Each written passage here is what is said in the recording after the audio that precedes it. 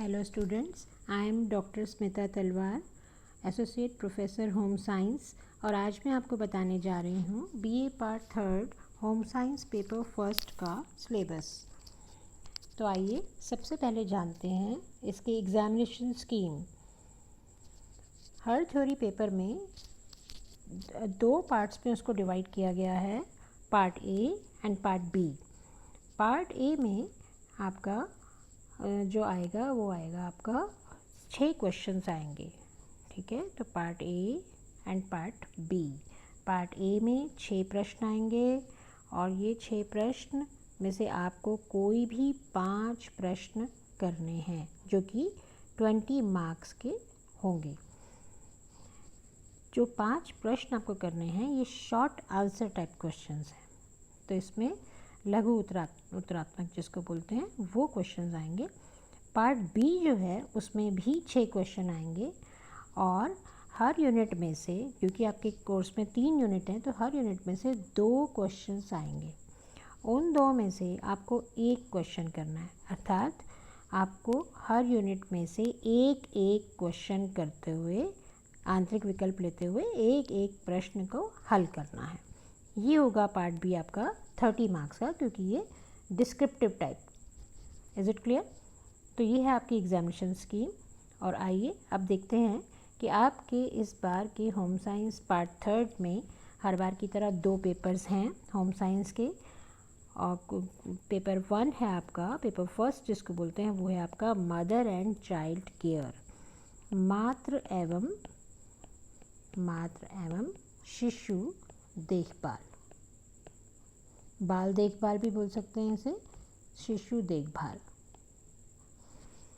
ये आपका एक फर्स्ट पेपर है और फर्स्ट पेपर के बाद आपका इसका प्रैक्टिकल भी होगा। सेकंड पेपर जो आपका है वो आपका है एक्सटेंशन एजुकेशन एंड कम्युनिकेशन।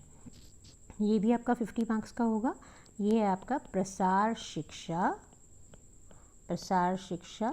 एवं संचार, ठीक है।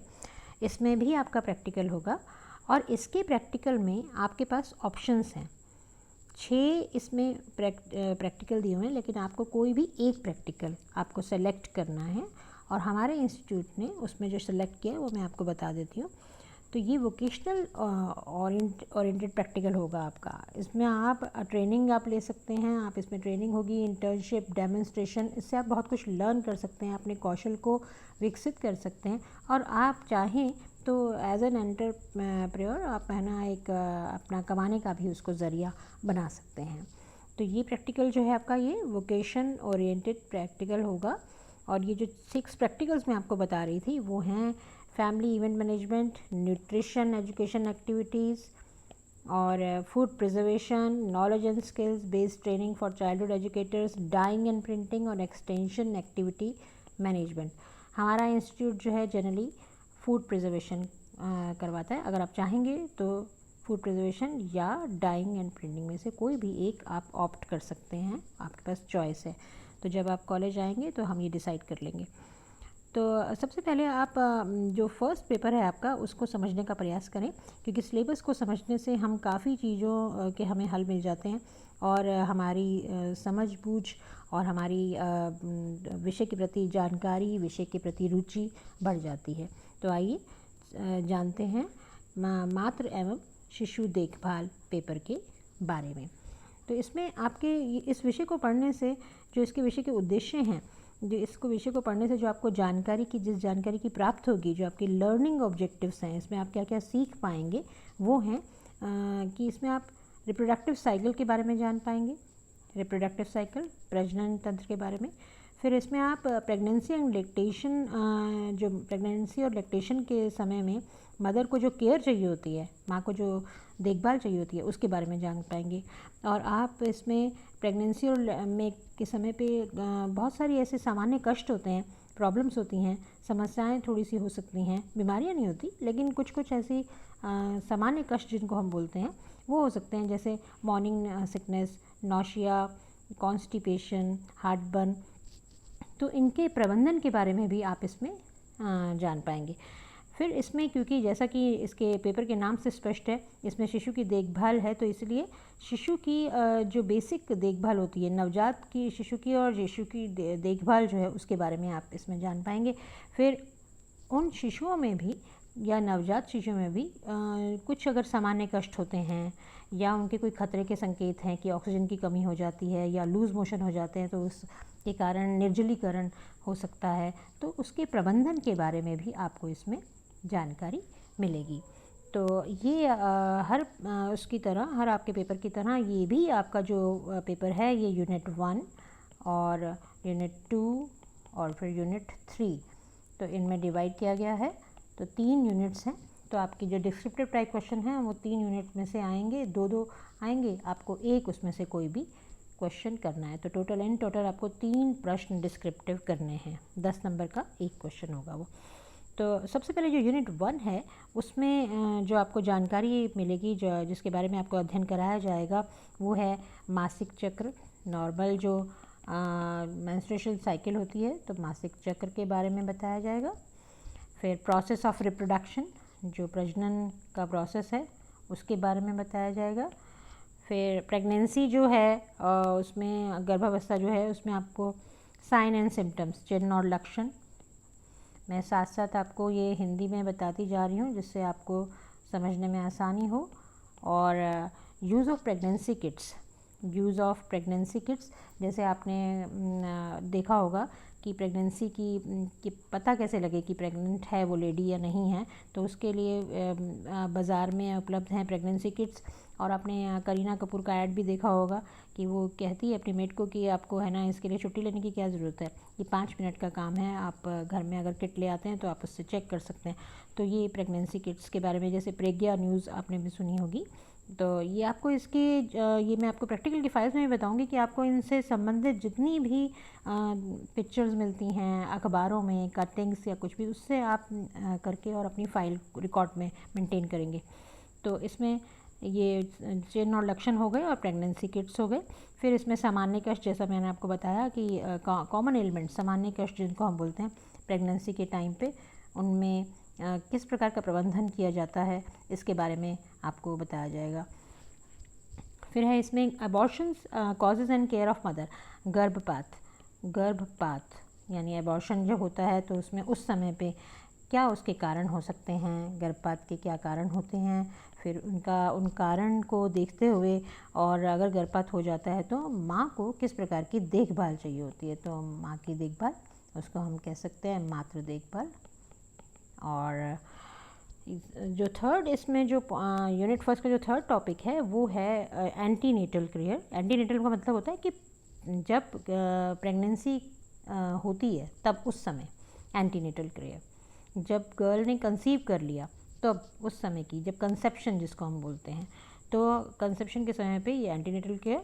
तो एंटीनेटल केयर में रजिस्ट्रेशन ऑफ प्रेगनेंसी, जो पंजीकरण किया जाता है, गर्भवती स्त्री का पंजीकरण। आप जानते हैं कि पंजीकरण करने से स्वास्थ्य की जो सहायताएं हैं, चिकित्सीय जितनी भी सहायताएं हैं वो ले सकते हैं। और science and symptom of pregnancy पहले भी आ चुका है, चिन्ह और लक्षण। फिर उसके बाद है आपका यूज़ ऑफ प्रेगनेंसी किट्स, ये भी आ चुका है। हाँ, तो कॉमन एलिमेंट्स में मैं आपको बता रही थी सामान्य कष्ट में कि कौन कौन से सामान्य कष्ट गर्भावस्था में हो सकते हैं और उनका प्रबंधन क्या है, उनके सामान्य कष्ट गर्भावस्था में तथा उनका प्रबंधन, ये मैं आपको इसमें बता भी देती हूँ। सामान्य कष्ट एवं प्रबंधन, तो ये जो है इसमें कौन कौन से हैं, मॉर्निंग सिकनेस जिसको हम वमन बोलते हैं, उल्टी आना, हार्ट बर्न, जी मिचलाना, हृदय जलन भी बोल सकते हैं, हृदय दहा जिसको बोलते हैं, इंडाइजेशन, अपच, लेग क्रैम्प्स, पाइल्स, कब्स, कॉन्स्टिपेशन, फिर ये स्लीपलेसनेस, नींद ना आना, बार बार यूरिन के लिए जाना उठना, मिक्टुरेशन जिसको बोलते हैं, एडिमा या सूजन, या पैरों में जो एक वेरिकोज वेंस हो जाती हैं, वो वेंस में शिराओं में सूजन हो जाती है, तो उसके लिए भी होता है। तो ये जो हैं ये सामान्य कष्ट होते हैं और इनके लिए आपको जो ये क्या इसका मैनेजमेंट किया जाए, कैसे करना चाहिए प्रेग्नेंट लेडी को, इसके बारे में आपको जानकारी देगी। और एंटीनेटल चेकअप्स, समय समय पर प्रेग्नेंट लेडी के चेकअप्स होते हैं और उनके महत्व क्या है, एंटीनेटल चेकअप्स की ज़रूरत क्या है, पता लग जाता है कि कोई अगर प्रॉब्लम है, कोई समस्या है प्रेग्नेंट लेडी को, तो उसका वहीं पे उसको चेक कर लिया जाता है, चाहे वो न्यूट्रिशन संबंधी हो, चाहे वो हीमोग्लोबिन संबंधी हो, कोई भी हो, कुछ भी हो सकता है। तो वो प्रेगनेंसी जो है वो कोई डिज़ीज़ नहीं है, वो एक सिर्फ एक फिजियोलॉजिकल स्टेज है। और ये जो है ये अवस्था एक तरह से एक अवस्था मानी जाती है ये, और गर्भावस्था इसीलिए कहते हैं इसको। तो इसका अपना एक इम्पोर्टेंस है। तो इसमें जो महत्व है इसका एंटीनेटल चेकअप्स का, उसके बारे में जानकारी दी जाएगी। Danger signs during pregnancy and management, ये एक अलग टॉपिक है। इसमें क्या है कि प्रेग्नेंट लेडी जो है उसको उसके खतरे का संकेत अगर कभी हों, जैसे मान लीजिए आपने सुना होगा कि जब फुल टाइम होता है तो कई बार एमनियोटिक फ्लूइड जो होता है जिसमें बच्चा रहता है तो वो कम हो जाता है, उसका कुछ लीकेज हो जाता है, या मान लीजिए कि ब्लड प्रेशर बढ़ जाता है। ऐसे कुछ अगर डेंजर साइंस हो, खतरे के संकेत अगर दिखाई पड़े तो उनका प्रबंधन कैसे किया जाए, तो इस बारे में जानकारी आपको दी जाएगी। और फिर है इसमें कि इंट्रानेटल केयर। अब देखो पहले तो आया था एंटीनेटल केयर, अब है इंट्रानेटल केयर। इंट्रानेटल केयर में क्या होता है कि डिलीवरी सेफ़ हो, प्रेग्नेंट लेडी की डिलीवरी सेफ़ हो, उसके लिए प्रसव से पहले कुछ तैयारी, प्रसव से पहले की प्रसव पूर्व तैयारी, इसको हम कह सकते हैं।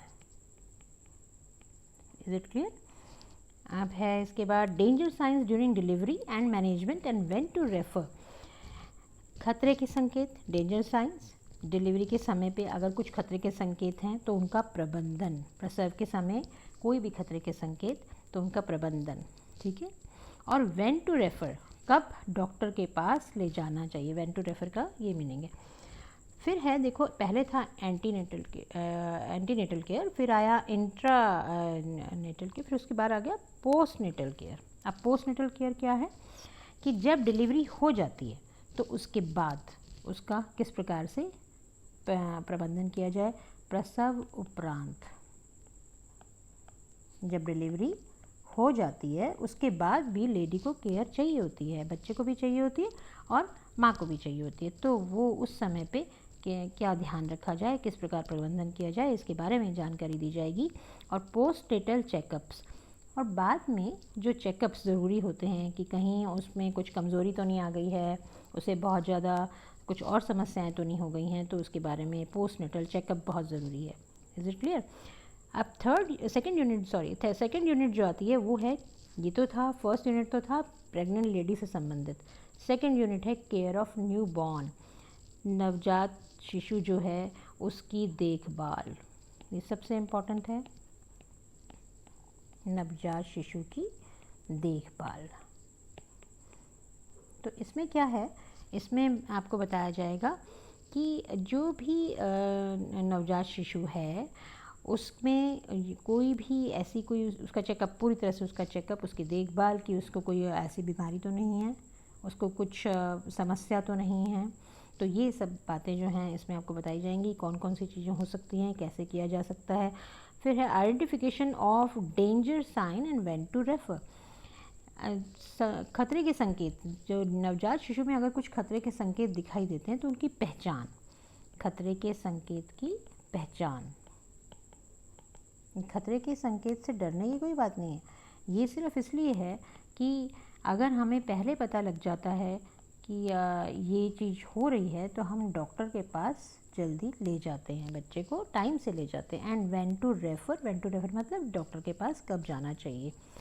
फिर कॉमन एलिमेंट्स, जैसे प्रेगनेंसी में कॉमन एलिमेंट्स होते हैं, सामान्य कष्ट होते हैं, ऐसे नवजात में भी कॉमन एलिमेंट सामान्य कष्ट हो सकते हैं, उनके प्रबंधन के बारे में भी इसमें बताएंगे। वो कौन कौन से हो सकते हैं। डायरिया जो दस्त रोग जिनको कहते हैं, कब्ज़ हो सकते हैं, गैस का बनना हो सकता है, वॉमिटिंग, वमन, पेट में दर्द, कुपोषण, और नैपकिन रैश, जो नैपी पहनते हैं तो उसमें कई बार नैपकिन रैश होती है। अम्ब्लाइकल इन्फेक्शन, जो अम्ब्लाइकल कॉर्ड होती है, जो नाल होती है, अम्ब्लाइकल कॉर्ड होती है जो, वो उसमें कई बार संक्रमण हो जाता है तो उससे उसका प्रबंधन। एक्यूट रेस्पिरेटरी इन्फेक्शंस, एक्यूट का मतलब हमेशा क्या होता है, मैंने आपको पहले भी एक बार बताया था। तो एक्यूट का मतलब होता है हमेशा तीव्र, एक्यूट रेस्पिरेटरी श्वसन और इन्फेक्शन संक्रमण। एक्यूट रेस्पिरेटरी इन्फेक्शन इसका मतलब है तीव्र श्वसन संक्रमण, तीव्र संक्रमण, श्वसन संक्रमण। ये क्या होता है, इसमें ध्यान रखने की बात होती है बच्चे के केस में स्पेशली कि उसको कुछ प्रॉब्लम तो नहीं है, तो डॉक्टर के पास रेफ़र करना ज़रूरी है और डॉक्टर के अकॉर्डिंगली उसमें उसको ट्रीटमेंट देना चाहिए।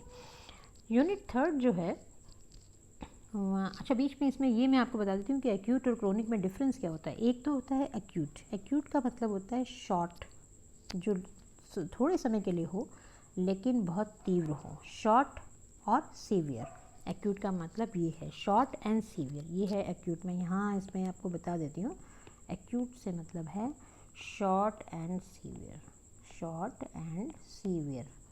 मतलब इसमें हमें ध्यान देने की ज़रूरत है कि ये ड्यूरेशन तो शॉर्ट है, इसमें हमें इन्फेक्शन संक्रमण का ड्यूरेशन शॉर्ट है, छोटा है, लेकिन सीवियर बहुत ज़्यादा तीव्र है, तो ये कई बार बहुत नुकसानदेह होता है, इसीलिए बच्चे को तुरंत डॉक्टर को रेफ़र करना चाहिए। क्रोनिक का मतलब होता है जो लंबे समय तक चले। क्रोनिक का मीनिंग है कि लंबे समय तक, इसे हम कहते हैं दीर्घ, लॉन्ग, दीर्घ समय तक चले, है ना। लेकिन ये इसमें सीवियरिटी इतनी ज़्यादा नहीं होती, ये माइल्ड होता है, माइल्ड भी हो सकता है, लॉन्ग एंड माइल्ड। जब इसमें बहुत ज़्यादा सीवियरिटी नहीं होती, संक्रमण की बहुत अधिक सीवियरिटी होती है, दीर्घ और जो है ये दीर्घकालीन होता है। दीर्घकालीन से मतलब संक्रमण काफ़ी लंबे समय तक चलता है, जैसे मान लीजिए कि बुखार हुआ है तो 99 लेकिन लंबे समय तक चल रहा है, तो ये संक्रमण भी होता है एक। और एक्यूट में होता है कि बुखार है 104 पर है 1-2 दिन के लिए ही, लंबे समय तक नहीं है, और सीवियर है, इसीलिए उसको चेक करने। आप समझ गए आप ये, is it clear to you. अब ये दूसरी चीज़ इसमें आती है, क्योंकि ये चाइल्ड से रिलेटेड ही बातें आएंगी इसमें, तो अब इसमें आता है जब बच्चा पैदा हो जाता है, नवजात शिशु, तो उसका इम्यूनाइजेशन। इम्यूनाइजेशन का मतलब है टीकाकरण, ये बहुत इंपॉर्टेंट है, आप सब जानते हैं टीकाकरण इतना इंपॉर्टेंट है। तो टीकाकरण सूची आपको इसमें याद रखनी है, इस पर कई बार प्रैक्टिकल में भी प्रश्न आता है और इसमें थ्योरी में भी प्रश्न आता है कि टीकाकरण सूची कौन सी है, कौन कौन से टीके बच्चे को लगाए जाते हैं। ये सब इन्फॉर्मेशन आपको किसी भी प्राइमरी हेल्थ केयर सेंटर से भी मिल सकती है। आंगनवाड़ी के वर्कर्स अगर आपके कोई जान पहचान के हैं, या आशा सहयोगिनी अगर जान पहचान के हैं, तो वो भी आपको, उनके पास भी कुछ बुकलेट्स होती हैं, वो भी आपको कुछ इसमें मैटर जो है, कंटेंट जो है वो दे सकते हैं। तो वैसे मैं आपको इसमें सब बताऊंगी, पर अगर आप भी उसमें से पिक्चर्स लेकर और अपनी फ़ाइल को बनाएं तो अच्छा रहेगा। एंड टीकाकरण और ग्रोथ मॉनिटरिंग ऑफ इन्फेंट मतलब शिशु एंड यंग चाइल्ड, शिशु की और जो छोटे बच्चे होते हैं उनकी ग्रोथ मॉनिटरिंग। ग्रोथ मॉनिटरिंग का मतलब होता है वृद्धि को मापना, वृद्धि अनुवीक्षण, ठीक है, वृद्धि अनुवीक्षण। सेकेंड, ये जो इसमें यूनिट 3 का जो सेकेंड टॉपिक है वो है nutritional care of infant and young child. वही न्यूट्रिशनल केयर ऑफ इन्फेंट, शिशु की और छोटे बच्चों की। हम इसको ले सकते हैं 0 to 6 ईयर्स की एज, ये बहुत इंपॉर्टेंट होती है। Referring to infant and young child nutritional guideline, उनको कौन सा पोषण दिया जाए, किस प्रकार का उनको पोषण दिया जाए, उनकी पोषण आवश्यकताएं हम कह सकते हैं क्या हैं, उनके बारे में आपको जानकारी दी जाएगी। फिर आता है आपका इन्फेंसी पीरियड। इन्फेंसी में या शैशव अवस्था, जिसको मैंने आपको बताया था कि शैशव अवस्था में इम्पॉर्टेंस ऑफ ब्रेस्ट फीडिंग, स्तनपान के लाभ, महत्व क्या है, लाभ क्या है। अर्ली इनिशिएशन मतलब जल्दी स्तनपान स्टार्ट करना, प्रारंभ करना। क्यों? क्योंकि उसमें जो इम्पॉर्टेंट चीज़ है कि जैसे ही डिलीवरी होती है उस समय माँ के स्तन से कोलेस्ट्रम नाम का एक पदार्थ निकलता है जो कि रोग प्रतिरोधक क्षमता प्रदान करता है, इसलिए चाइल्ड को, छोटे बच्चे को जल्दी माँ का दूध देना चाहिए स्तनपान से। ये बहुत इम्पॉर्टेंट एक बात है कोलेस्ट्रम की, ठीक है, कोलेस्ट्रम। इस पे कई बार शॉर्ट नोट भी आता है और इम्पॉर्टेंस ऑफ ब्रेस्ट फीडिंग में के लिए भी शॉर्ट नोट आता है। कोलेस्ट्रम एक पीले रंग का पदार्थ होता है जो जैसे ही डिलीवरी होती है तो ये निकलता है। पहले के टाइम पे इसको वेस्ट समझ के और हटा दिया जाता था, लेकिन अब इसकी इम्पोर्टेंस क्योंकि साइंस ने इतनी तरक्की कर ली है, उसमें पता लगी है, तो ये है कि कोलेस्ट्रॉल बहुत इंपॉर्टेंट है और बच्चे को रोग प्रतिरोधक क्षमता इससे मिलती है, इसलिए अवश्य उसको देना चाहिए। फिर है कि exclusive breast feeding, techniques of breast feeding. Technique से मतलब है कि स्तनपान के जो कराते समय माँ की स्थिति क्या होनी चाहिए, बच्चे की स्थिति क्या होनी चाहिए, शारीरिक स्थिति, जिससे कि बच्चे को कंफर्टेबल लगे। तो वो क्या पोजीशन होनी चाहिए, किस तरह से माँ को दूध पिलाना चाहिए, उसके बारे में। फिर कॉम्प्लीमेंट्री फीडिंग। कॉम्प्लीमेंट्री फीडिंग का मतलब होता है पूरक आहार, कि 6 महीने तक तो बच्चे को माँ का दूध दिया जाता है, उसके पश्चात जो पूरक आहार स्टार्ट किया जाता है तो उसका महत्व क्या है, टाइम ऑफ इंट्रोडक्शन, कब शुरू करना चाहिए, कब प्रारंभ करना चाहिए, प्रारंभ करने का समय, और फिर टेक्निक और कौन सी क्या टेक्निक लेनी चाहिए, क्यों कब करना चाहिए, ये सब चीज़ें किस टेक्निक से करना चाहिए, कटोरी से देना चाहिए, चम्मच से देना चाहिए, बहुत सारी चीज़ें। प्रारंभ करने का समय ये बहुत इम्पॉर्टेंट है, क्योंकि कई जो हैं वो ब्रेस्ट फीडिंग ना करा के जल्दी प्रारंभ कर देते हैं। नहीं, 6 महीने के पश्चात ही पूरक आहार दिए जाने चाहिए। और अब आता है कि कौन से दिए जाने चाहिए। पॉइंट्स टू बी कंसीडर्ड, इसको हमने फोडू में लिया है। फोडू का मतलब होता है फ्रीक्वेंसी, ये बहुत इम्पॉर्टेंट है। आवृत्ति, कितनी बार दिया जाए। एडिक्वेसी, मतलब क्या जो मात्रा दी जा रही है वो पर्याप्त, तो पर्याप्तता है। फिर उसके बाद डेंसिटी। डेंसिटी का मतलब होता है कंसंट्रेशन, सांद्रता, घनत्व की। उसमें जो भी, जैसे मान लीजिए खिचड़ी दे रहे हैं तो खिचड़ी में मतलब इतनी गाढ़ी खिचड़ी नहीं, पतली खिचड़ी, ये सब जो होता है वो घनत्व में आता है। फिर इसमें आता है यूटिलाइजेशन, उपयोगिता। तो इन सब के बारे में बताया जाएगा आपको पूरक आहार के बारे में। फिर ये बहुत इम्पॉर्टेंट एक चीज़ है 7th point, use of mother and child protection card. ये होता है मातृ एवं शिशु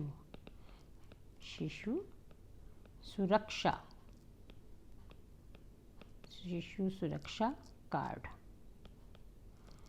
राजस्थान सरकार में इस कार्ड को ममता कार्ड के नाम से जानते हैं। ममता मतलब क्योंकि माँ से ही ममता मिलती है, तो इसे ममता कार्ड के नाम से जाना जाता है। राजस्थान सरकार के द्वारा इस कार्ड का नाम ये दिया गया है।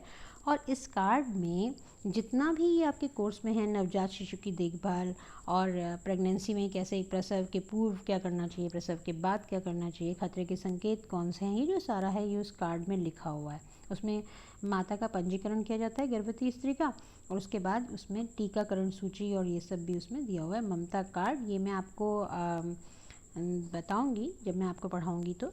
और दूसरी बात ये है कि ये भी आपको आंगनवाड़ी वर्कर या किसी प्राथमिक स्वास्थ्य जो केंद्र होते हैं उनमें आपको ये मिल सकता है। फिर इसके बाद टॉपिक है यूनिट 3 का, ये लास्ट टॉपिक नहीं है, ये 8th टॉपिक है, 8th है, ये है जननी शिशु सुरक्षा योजना।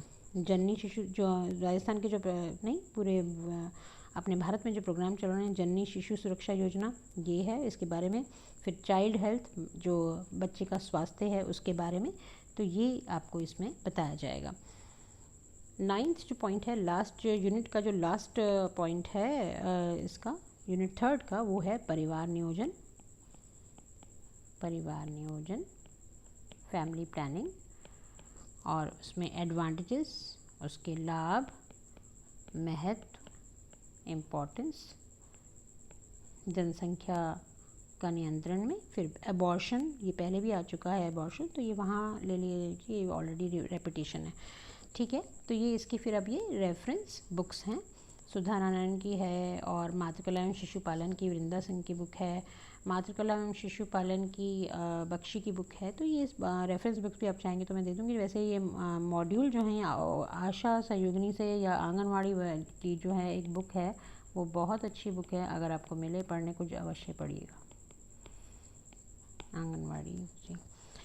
अब आते हैं इसके प्रैक्टिकल की बात करते हैं। मदर एंड चाइल्ड केयर के प्रैक्टिकल भी आपका 50 मार्क्स का होगा, और इसमें जो आपको थ्योरी में बताया गया है उसको आपको प्रैक्टिकल की फ़ाइल में लिखना है, जैसे use of pregnancy kits, safe days, सुरक्षित जो दिन होते हैं मेंस्ट्रुएशन के टाइम पे, मेंस्ट्रुअल हाइजीन, मासिक स्वच्छता, फिर hygiene, disposal of sanitary napkins, sanitary pads, breast feeding, preparation of complementary food जो पूरक आहार के बारे में, प्री मिक्सेस होते हैं छोटे छोटे आपके जो ये बच्चों को खिलाने के लिए जो प्री मिक्सेस दिए जाते हैं, फूड के आइटम की बात है ये, जैसे सूजी की पतली सी खीर दी जाती है या खिचड़ी दी जाती है, ये प्री मिक्सेस होते हैं, या सेरेलैक मिलता है मार्केट में, बहुत सारी ऐसे मिलती हैं चीज़ें। तो गाइडलाइंस इसकी कि कंसिस्टेंसी, सांद्रता कैसी हो, गुणवत्ता कैसी हो फूड की जो बच्चे को दिया जा रहा है, जो पूरक आहार के रूप में दिया जा रहा है। और फिर उसमें यही चीज़ जो आपको पहले बताई मैंने कि प्रिपेयरिंग फ्रीक्वेंसी, उसकी आवृत्ति कितनी बार देनी चाहिए चीज़, उसका और वैरायटी, उसमें भिन्नता है या नहीं है। होम मेड रेसिपीज़, उसमें घर में बहुत सारे हमारे जो हैं पता होता है कि बड़े लोगों को कि किस प्रकार का आहार जो है वो देना चाहिए बच्चों को। अन्नप्राशन संस्कार अपने यहाँ का एक रिचुअल बना हुआ है कि 6 महीने पे बच्चे को जब अन्न से उसकी जब परिचय कराया जाता है तो उसे अन्नप्राशन संस्कार कहते हैं। तो ये फिर इसमें है अडेप्टेशन फ्रॉम फैमिली पॉलिसी, जो हमारी फैमिली ट्रेडिशनल जो हमारी चीज़ें हैं, जैसे कि जो परिवार के लिए सबके लिए बन रहा है उसी में अगर मान लीजिए खिचड़ी बन रही है तो उसी को ही पतला करके इस तरह से भी दिया जाता है। फिर ये आपको मैंने जो थ्योरी में समझाया, use of mother and child protection card, तो आप अपनी फ़ाइल में ममता कार्ड लगाएंगे, ममता कार्ड की कॉपी लगाएंगे या ममता कार्ड लगाएंगे। ममता कार्ड में एक एक लाइन जो है वो बहुत अच्छे से दी हुई है राजस्थान सरकार के द्वारा जो ये कार्ड बनाया गया है। इसमें रजिस्ट्रेशन, पर्सनल डिटेल्स, गर्भवती स्त्री की पंजीकरण, उसकी अपनी व्यक्तिगत जितनी भी उसका इन्फॉर्मेशन है, सूचना है, उसमें एकत्र की जाती हैं। Antenatal care, danger science of pregnancy, खतरे के संकेत, डाइट कौन सी देनी चाहिए इस बारे में, और फिर लो कॉस्ट, कम कीमत पर ही पौष्टिक आहार प्रेग्नेंट लेडी को किस प्रकार दिया जाए, ये सब जो चीज़ें हैं। और इंटरनेटल केयर, फिर पोस्ट एंटीनेटल केयर, ये चेकअप्स जो हैं ये इनके बारे में आपको इसमें बताया जाएगा। और आपको ये फ़ाइल में सब लिखना है, बनाना है आपको, जो क्योंकि एग्ज़ाम में आपके आएगा तो इसलिए मैं आपको यहाँ पे बता देती हूँ जो आपको फ़ाइल बनानी है। एक तो आपको फ़ाइल बनानी है और उस फाइल में आपको ये जो सब लिखना है ये तो लिखना ही है, आपको कुछ रेसिपीज़ लिखनी है, व्यंजन लिखने हैं। और वो व्यंजन क्या होंगे ये आप देखिए कि व्यंजन जो होंगे वो प्रेग्नेंट लेडी के लिए उपयुक्त, जो प्रेगनेंसी में उपयुक्त होते हैं प्रेग्नेंट लेडी के लिए, प्रेग्नेंट लेडी के लिए जो उपयुक्त होते हैं वो, और लैक्टेशन में जो उपयुक्त होते हैं आहार वो लैक्टेशन मदर के लिए। जैसे कि आप कहते हैं कि गोंद के लड्डू खिलाने चाहिए, तो अपने फैमिली में जिस तरह के ट्रेडिशंस होते हैं उनकी आप रेसिपीज़ अपने दादा दादी से, मम्मी से पूछ सकते हैं और वो आप अपनी फ़ाइल में रिकॉर्ड कर सकते हैं। और ऐसे ही पूरक आहार में जब जो हम शिशु को देते हैं 6 मंथ ओल्ड चाइल्ड को जब देते हैं, स्टार्ट करते हैं जब, तो उसमें आप उसमें क्या चीज़ें देंगे ये बहुत इम्पॉर्टेंट है। तो ये आपको इसमें लेना है।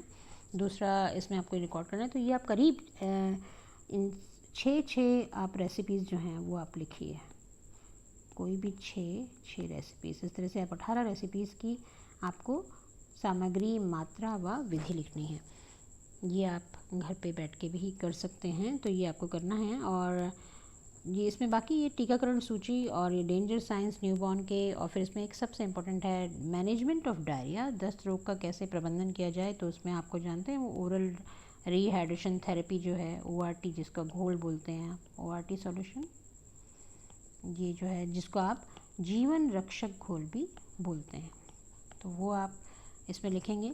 और कितनी बार देना चाहिए ओरल रिहाइड्रेशन सॉल्यूशन, ठीक है।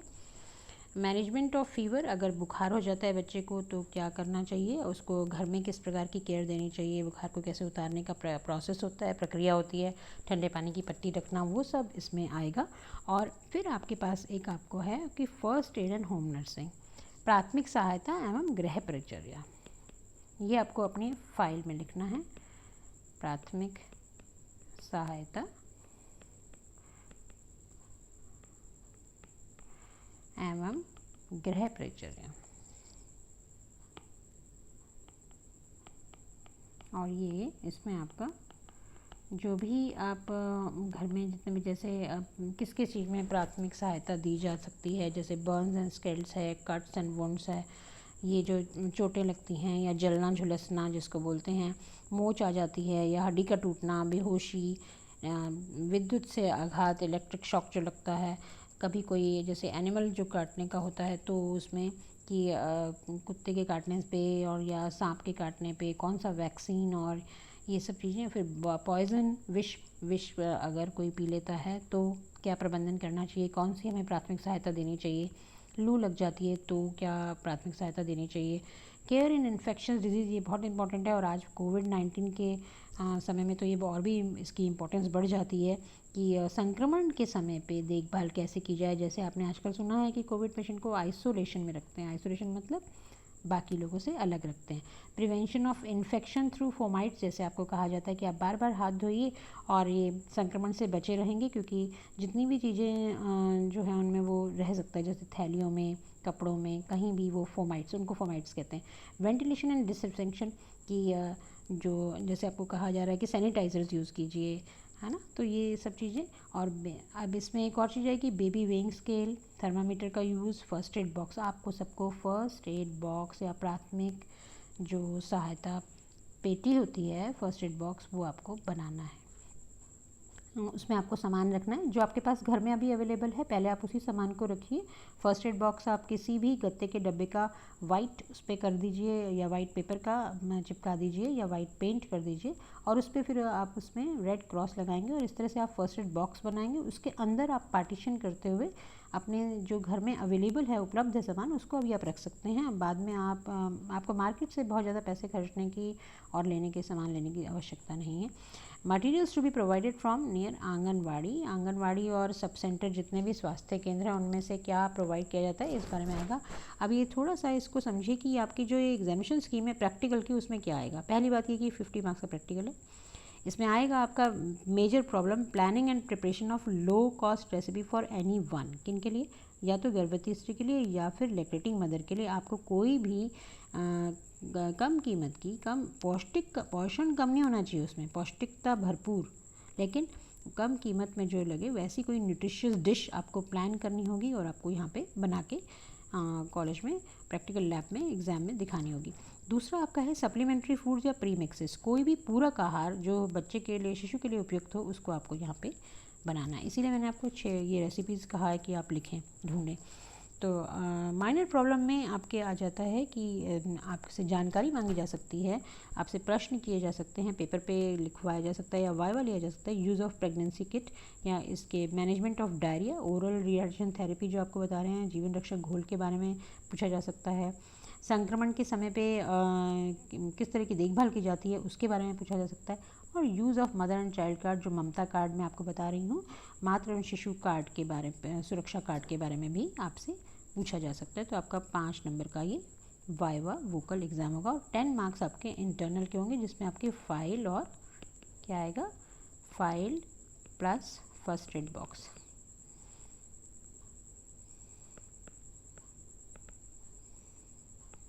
ओके, ठीक है, आज के लिए इतना ही। Thank you.